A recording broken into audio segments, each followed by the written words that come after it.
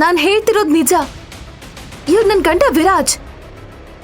ನಾನ್ ಯಾಕೆ ಸುಳ್ಳು ಹೇಳಿ? ಇದರಿಂದ ನನಗೇನ್ ಲಾಭ? Surabhi madam, what's wrong with you? Please don't embarrass me.